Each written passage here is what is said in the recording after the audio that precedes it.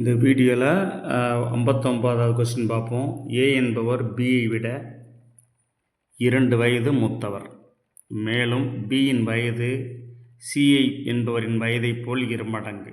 பியின் வயசு சியை விட 2 மடங்கு. ஏபிசி ஆகிய மூவரின் வயதுகளின் கூடுதல் 27. 3 வயசும் கூட்டினோம்னா 27. பியின் வயசு என்னன்னு கேட்குறாங்க. இப்போ ஏன் பியை விட 2 வயசு கூட, அப்போ பி தெரிஞ்சால் தான் ஏயை கண்டுபிடிக்க முடியும். மேலும் பியின் வயது சிஐ வயது இப்போ 2 மடங்கு, அப்போ சி தெரிஞ்சால் தான் பியை கண்டுபிடிக்க முடியும். ஓகேவா? அதனால் சியை நம்ம எக்ஸ்ன்னு வச்சுக்கிறோம். சியை எக்ஸ்ன்னு வச்சுக்குவோம். ரைட்டுங்களா? அப்போ பி சியை விட 2 மடங்கு, அப்போ சி 2x. அப்போ ஏ என்ன சொல்கிறாங்கன்னா, ஏ பிஐ போல், ஏங்கிறது பிஐ விட 2 வயசு கூட. இப்போ பிக்கு என்ன வச்சுருக்கோம்? 2x வச்சுருக்கிறதுனால ஏ 2x + 2. இந்த ஏபிசி மூணுமே கூட்டினா வயசு 27. அப்போ ஏக்கு என்ன இருக்குது? ஏக்கு 2x + 2, ஏக்கு 2x + 2, பி 2x + சி ஒரு எக்ஸு, எல்லாம் சேர்த்தோம்னா 27. அப்போ 2x, இங்கே 2x, 4x, இது ஒரு எக்ஸு, 5x, 5x + 2 = 27. அப்போ 5x = 27. இந்த 2 வந்தால் 2 மைனஸ் போயிட்டோம், 25. அப்போ 5x = 25னா எக்ஸ் வேணும்னா 25 ÷ 5. அப்போ 5 எக்ஸுக்கு 5ன்னு கிடச்சிச்சு.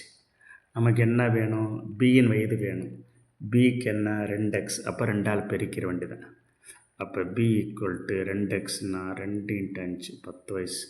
அப்போப்பா 10 தான் கரெக்டான விடை. அடுத்து பாருங்கள்,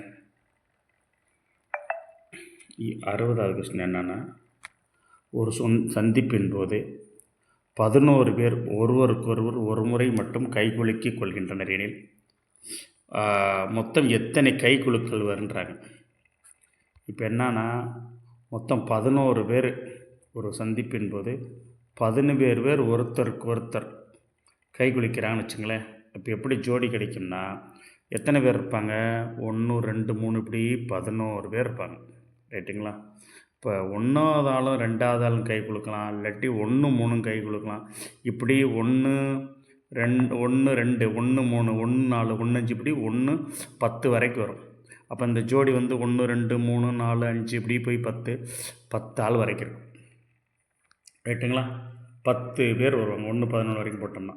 அதே மாதிரி 2 1 போடும்போது ஏற்கனவே 1 2 சேர்ந்துட்டாங்கல்ல, அதை விட்டுறலாம். அதனால் 2 2 2 3 2 4 இப்படி, ரைட்டுங்களா, 2 11 வரைக்கும். அப்போ இது கூட்டம்னா 9 ஆள் வருவாங்க. இப்படி கீழே போட்டுக்கிட்டே போனீங்கன்னா இந்த பக்கம் 10 9 8 இப்படி எது வரைக்கும் வரும்னா 1 வரைக்கும் வந்துடும். ஓகேங்களா? அப்போ இதை பூரா கூட்டணும். எதாவது 10 9 8 7 இப்படி கூட்டி 1. அப்போ 1 + 2 + எக்ஸ்ட்ரா 10 வரைக்கும் கூட்டி வர்றதான் ஆன்சரு. இதுக்கு ஒரு ஃபார்முலா இருக்குது, n × n + 1/2, இயல் எண்களின் கூடுதல். அப்போ எண்ணுக்கு பதில் இங்கே 10 இருக்கிறதுனால 10 × n + 1 11. 10 × 11/2 அடித்து கொடுத்தோம்னா 10 2 5 5 பதினொன்று 55. 55 தான் கரெக்டான ஆன்சர். ஓகேங்களா? 55 கரெக்டான ஆன்சர்.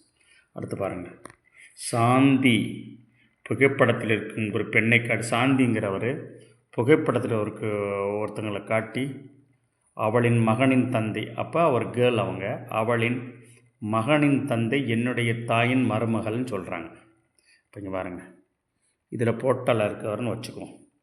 இந்த சாந்தி இங்கே இருக்காங்க, பொட்டலாக இருக்கவங்களை காமிச்சு இவளின் காட்டி அவளின் மகனின் தந்தை. அப்போ இவளோட மகன் இங்கே வச்சுக்குவோம். மகனுக்கு அப்பானா இவங்களுக்கு என்ன வேணும்? கணவராகத்தான் இருக்கணும். ரைட்டுங்களா? மறந்துடாதீங்க.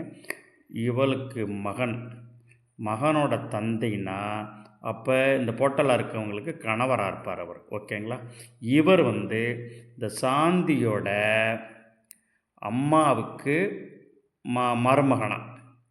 இந்த சாந்தியோட அம்மாவுக்கு இந்த இவர் கணவர் வந்து மருமகனாக இருந்தால் அப்போ